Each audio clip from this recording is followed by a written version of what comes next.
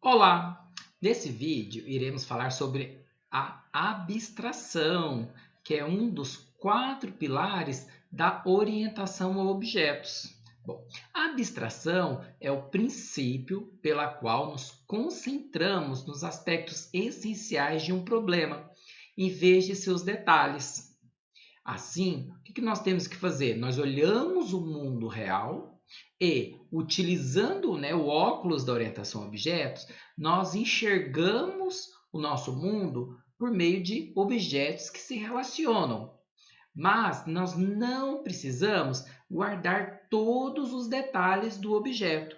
Pelo contrário, nós devemos apenas observar o objeto conforme o que nós desejamos fazer com o software. Então, por exemplo, olha esta figura, né? Uma determinada pessoa vai olhar um gato como um objeto, né? Ali, um objeto fofinho, um animal, um mascote, né? Um pet. Então, ela vai querer dar comida, vai querer enfeitá-lo, né? Vesti-lo às vezes, fazer carinho, várias outras coisas. Entretanto, um veterinário vai enxergar este mesmo objeto, o animal, de uma forma diferente. Porque o veterinário está preocupado, por exemplo, sobre a saúde do animal, sobre, os seus músculos, sobre os seus ossos, sobre em si, todas as características que vão poder dizer ao veterinário se o animal está bem ou se precisa de um determinado tratamento. Então, é a partir daí que nós enxergamos o nosso mundo e, por meio da abstração, enxergamos determinadas partes que nos importam. Então, a abstração é a capacidade de ignorar detalhes para focar no cenário mais abrangente. Então, nós temos essa possibilidade de o que é importante para o nosso sistema frente ao mundo real, bem como também, quando estamos projetando o nosso sistema, focar em uma determinada parte do sistema, desconsiderando detalhes da outra parte. A isso também nós chamamos de abstração, pois nós estamos ignorando os detalhes da outra parte do nosso sistema e focando nos detalhes da parte que nós desejamos ali naquele momento. A modularização, então, já que nós estamos falando em partes, significa que nós estamos dividindo o nosso problema ou o nosso software em partes que nós chamamos de módulo. Dividimos o problema, então, em subproblemas. Em seguida, novamente em subproblemas. E assim por diante, até que os problemas individuais se tornem suficientemente pequenos para serem fáceis. Ou seja, nós vamos quebrando o nosso problema em partes menores. E aí, por meio desse processo, nós então identificamos a menor parte, que é a parte fácil de ser programada, e depois vamos programando todas as partes que vão se interconectar. Bom, então, uma vez que resolvemos um dos subproblemas, não pensamos mais sobre os detalhes dessa parte, mas tratamos a solução como um simples bloco de construção para o nosso próximo problema. A essa técnica nós chamamos de dividir para conquistar. Então veja a figura, Nós temos ali um kit para montar um gato robô e vem as suas partes separadamente. E então o que nós temos que fazer? Nós desmontamos esse kit, ou ele já vem desmontado, e vamos enxergando cada uma das peças e vamos montando até ter o objeto como um todo, que então ali é esse gato robô. Então, a modularização se trata do processo de dividir as coisas grandes, que são os nossos problemas, em partes menores. E essas partes menores vão se comunicar entre si, que é o conceito ali, então, de acoplamento entre eles, que nós vimos em um outro vídeo. Bom, então aí, nós, a partir de coisas menores, nós focamos e conseguimos, então, propor uma solução para aquela parte menor. E ao compor as partes menores, nós chegamos no problema grande e uma solução para este problema grande. Bom, então, utilizamos a modularização e a abstração para construir as partes do nosso sistema, que nós chamamos aqui de componentes. E nós podemos usar essas partes do sistema para desenvolver outras partes dos sistemas mais complexas. São componentes mais complexos. Então, a modularização e a abstração, elas vão se complementar mutuamente. Agora você deve estar pensando, mas professor, Como que eu faço isso na orientação a objetos, né? Bom, então nós temos que olhar através do óculos da orientação a objetos. O que seria isso? Então, é enxergar o mundo como objetos que se relacionam.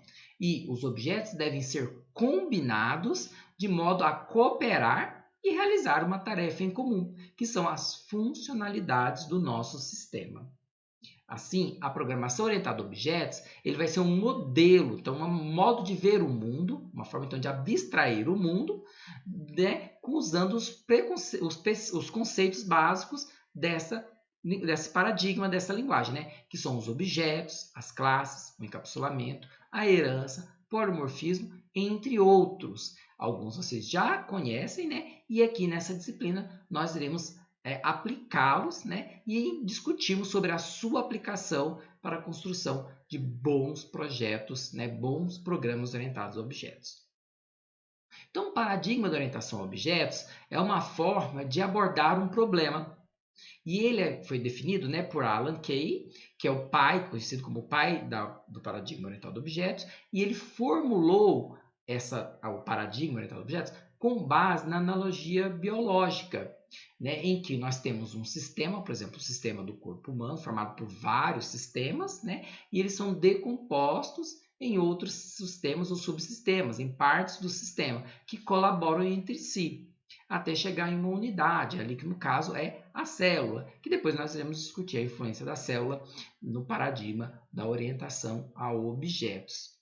Bom, e aí, com base nessa analogia biológica, Alan Kay ele estabelece alguns princípios da orientação a objetos. Uma delas é a abstração, que nós discutimos aqui neste vídeo. Bom, para um projeto orientado a objetos, então, ele é um modo de usar esses conceitos, né, para estruturar e construir sistemas. Ele vai basear-se em objetos e não em procedimentos. Ou seja, quando você estava lá programando na linguagem C, o que você pensava? Você pensava, olha, quais são os dados, né, e quais são os procedimentos que irão receber os dados e os resultados que eles vão retornar. E o seu programa em si, então, era uma composição de dados, né, de variáveis que vão guardar esses dados, podem ser globais, poderiam ser variáveis específicas, né, variáveis ali daquele contexto, bem como também de um conjunto de componentes que irão ter as suas variáveis locais e podem manipular as variáveis globais também, né, em um conjunto ali de procedimentos que vão ser executados em uma determinada ordem, né, a fim de alcançar as tarefas que os sistemas devem suportar.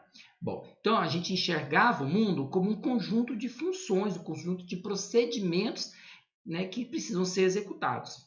Enquanto que na orientação a objetos, nós enxergamos o mundo através como se todos fossem objetos e eles precisam se comunicar entre si, né? Então, para um projeto orientado a objetos, nós temos que trabalhar com a identificação dos objetos. E esses objetos, eles vão ter informações, né, como, por exemplo, suas características, né, e também comportamentos, que são os métodos que você já programa usualmente, né? Então, os objetos terão atributos e terão métodos.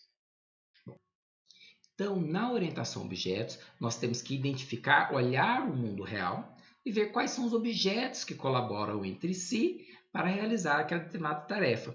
E também precisaremos de alguns objetos específicos ali para poder realizar coisas dentro do sistema, como, por exemplo, a classe de conexão com o banco de dados.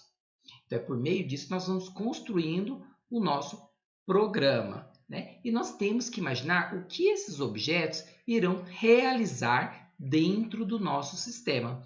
Ou seja, a cada objeto que nós definimos, né, nós temos que definir uma responsabilidade para ele. Segundo Hossmann e Cornell, né, eles vão apontar 3 pontos importantes para a identificação de objetos. Um objeto deve ter uma identidade, que é como um objeto se diferencia de outro objeto, inclusive aqueles objetos que têm semelhança de comportamento e estado, né? Então, por exemplo, como é que eu difiro o meu carro do carro do meu vizinho? né? Eles possuem, embora eles tenham comportamentos semelhantes, né? Eles vão ter propriedades semelhantes, ele possui uma identidade diferente. Bom, uma outra é a características, né? Os objetos em si, eles têm características, né? Como por exemplo, cor, altura, valor, né? Bom, e essas características assim, a qual nós chamamos então ali, né, na programação de atributos, elas são propriedades dos nossos objetos e eles vão ter então um valor associado, tá? Então, as características dos nossos objetos são valores associados àquele objeto, né? E o conjunto desses valores nós chamamos de estado do objeto. Então, estado do objeto refere-se aos valores específicos dos atributos de um determinado objeto. Bom, e por fim, os objetos também eles possuem comportamento. Comportamento são as ações que um objeto pode realizar, né? Ao programar, um determinado comportamento irá tornar-se um método no nosso código. Bom, então espero que vocês tenham compreendido o conceito de abstração referente à orientação a objetos, né? Que então, ao programar orientado a objetos, nós temos que usar a lupa, né? O óculos da orientação a objetos, que é enxergar os objetos que pertencem ao mundo, né? Tanto os objetos que são físicos, aqueles que, né, que a gente pode contar, tá? Os objetos concretos que a gente pode tocar, pode ver, né? Quanto os objetos abstratos, como sentimentos, né? Ou, por exemplo, compra, né? É um objeto abstrato, né? É diferente, por exemplo, de uma maçã, em que é um objeto que eu posso tocar e saborear. Bom, mas, entretanto, eles possuem coisas em comuns, que são os 3 pontos que nós acabamos de conversar, que é a identidade, as características ou propriedades e os comportamentos, que vão então traduzir-se, né, em si, né, nos atributos da classe e nos métodos das classes.